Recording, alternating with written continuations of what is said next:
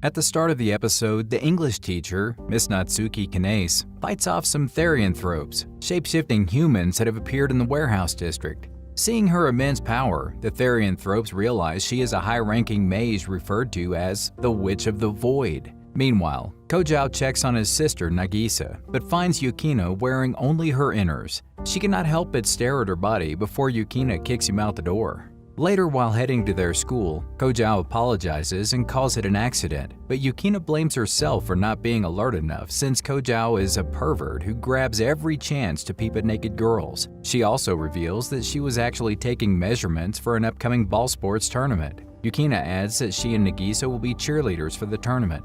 After reaching the school, the three part ways to go to their classroom. Kojou bumps into Asagi, who has brought him some rackets for their tournament. Later, the two discover that they are paired up to participate in the badminton doubles match for their class. Elsewhere, Natsuki is busy catching demons and crushing them with the help of her familiar. She and her subordinates catch a research officer, Makamura Yosuke of the Kanao Alchemical Industry Development Department. They arrest him for having supplies and violating the Magical Trade Control Code. Later, it is known that he is an unregistered demon. Back at the school, Asagi gets ready for badminton practice while Kojou goes for a drink. While taking out his can from the school's vending machine, Kojou is suddenly attacked by two magical lions. Fearing to unleash his familiar at the school, Kojou tries to hide from the attack. Thankfully, Yukina comes to the rescue and slashes the lions with the magical blade. Later, when Kojou asks how she knew about the attack, Yukina revealed that she detected an aggressive magical power nearby, so she had to come out and check on him.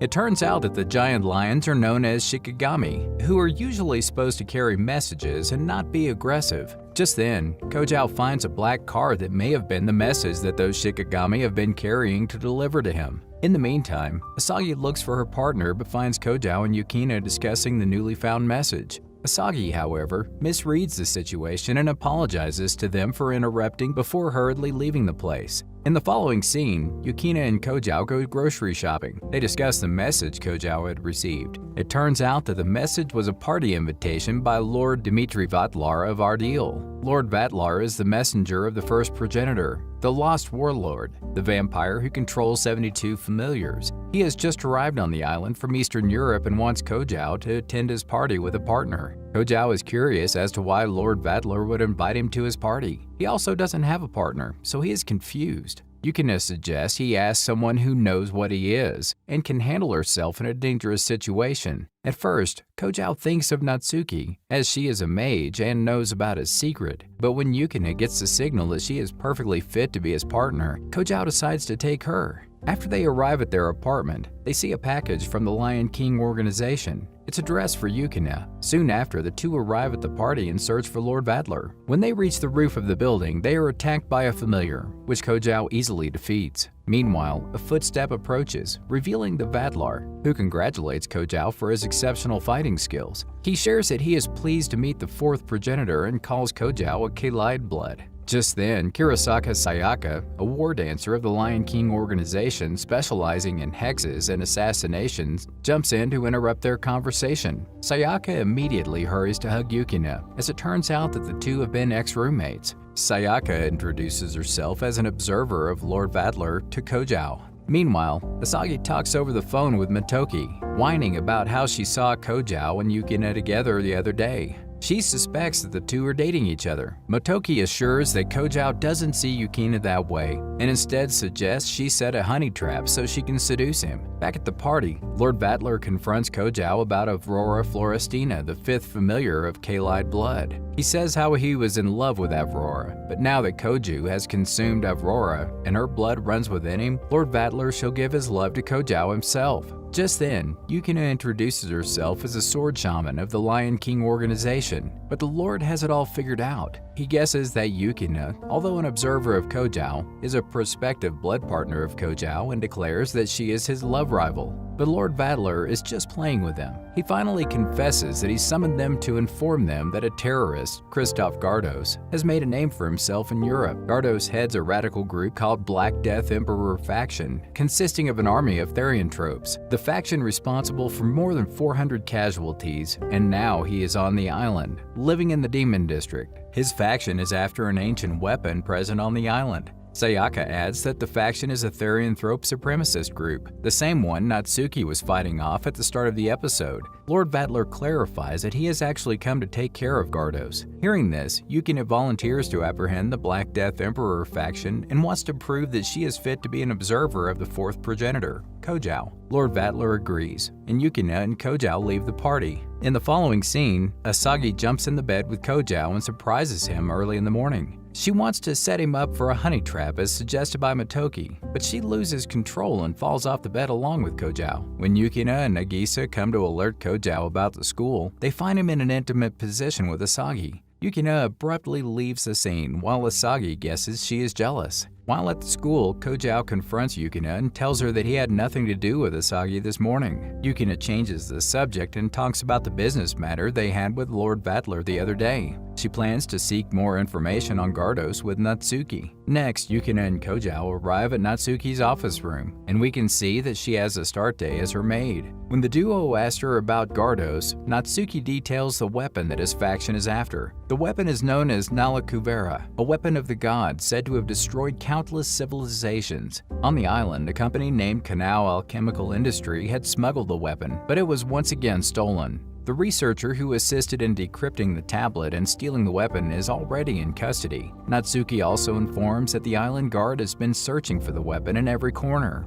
and finally found a clue that it is in the corner of the subfloat. Before leaving to find the weapon, Natsuki warns about Lord Vatler to Kojou, explaining that he is a cunning beast and might be after Kojou as well, since he has already devoured 2 high-ranking vampire elders. In the following scene, Kojou begs Asagi to look up Nalakuvera. Asagi reluctantly agrees, and the two break into the school's security room. Asagi utilizes her hacking skills and finds that Nalakuvera is actually a biological weapon that was unearthed in a dormant state at the end of the century. Once outside, Kojou tells Asagi that a stone tablet with ancient text explaining how to use it was recently discovered. Asagi knows something, but she doesn't share, and instead makes an excuse to get a drink. While Kojou is sitting alone, furious, Sayaka arrives and tries to strike him with her magical blade. She is angry that she's been using Yukina and selfishly sucking her blood while also flirting with other women. Kojou says it's a misunderstanding, but Sayaka pierces her blade right through him. To their surprise, Kojou unleashes extreme power, causing severe damage to his school's building. Just then,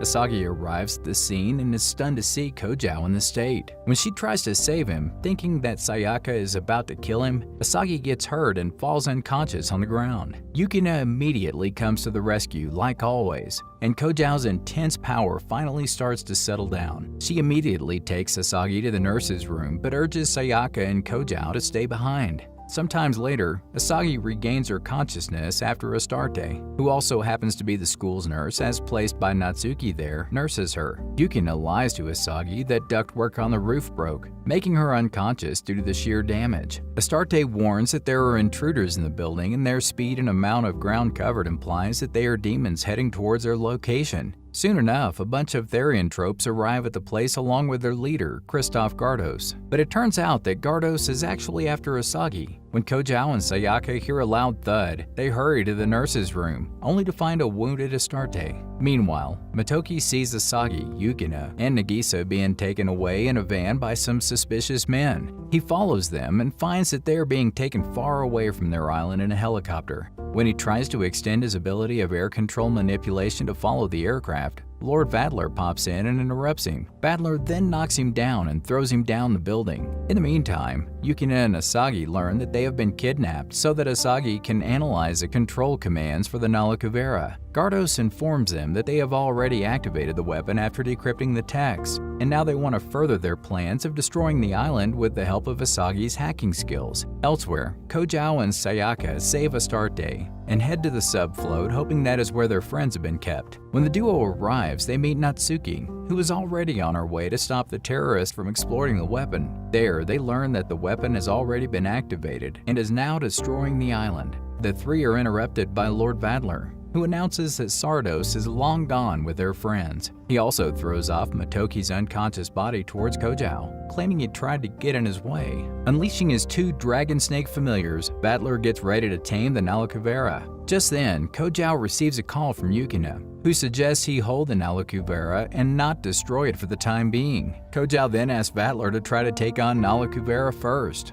and if he cannot succeed, then Battler can tame the bioweapon all he wants. Since Battler likes to see a show out of Kojou and make fun of his inability to control his familiars, he happily agrees. Kojou then unleashes his familiar and becomes so strong that Kojou, along with Sayaka and the Nalakuvera, plunges underground. Soon, the water starts filling up and the weapon begins healing itself. Meanwhile, Asagi is doing her work on trying to decrypt and analyze commands for Gardos. Yukina sneaks away into a large hall and discovers an army of Nalakuvera. Christoph Sardos appears from the dark and informs her that his ultimate goal was to summon an army so that he could wage war on the first progenitor. Yukina tries to stop him and manages to cut Sardos' left arm in an intense battle. But just when Yukina thought the war was over, Sardos now has all of the Nalakuvera under his control, thanks to Asagi's deciphering skills. He then threatens Yukina to surrender by holding Asagi and Nagisa hostage. In the meantime, Kojou and Sayaka cannot find their way back up from the underground. Unable to unleash this familiar, Sayaka offers Kojou to drink her blood so that he can have enough power to get his familiars to work. Kojou then bites Sayaka's neck, and in the next scene, we see that Kojou has unleashed his 9th familiar, Al-Nasl Minium.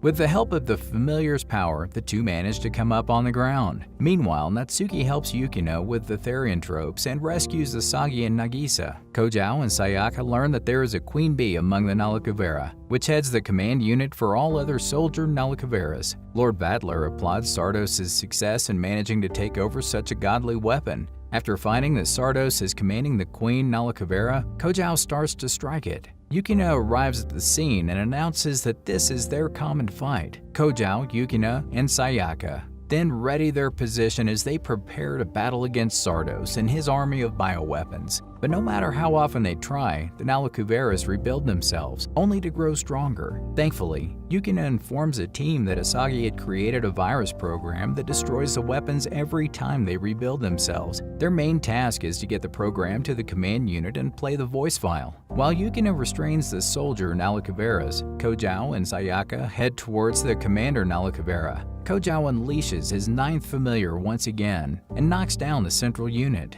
He then defeats Sardos while Yukina plays the voice program on the commander unit. Their battle concludes when all the Nalakuveras shut down one by one, crushing in the ground. Meanwhile, Lord Battler watches from afar, but he is interrupted by a schoolgirl who delivers his request, saying that it has been confirmed. It is later revealed that the request was about offering him to be the ambassador extraordinary and plenipotentiary at the warlord's dominion. At the hospital, Asagi regains her consciousness and worries about Nalakuveras. Kojou calms her that everything is over, and she doesn't have to worry now. Asagi gets emotional and kisses Kojou. She expresses his feelings for him just when Nagisa and Yukina arrive to check on her. Nagisa is suspicious her brother did something to Asagi, while Yukina calls him a jerk.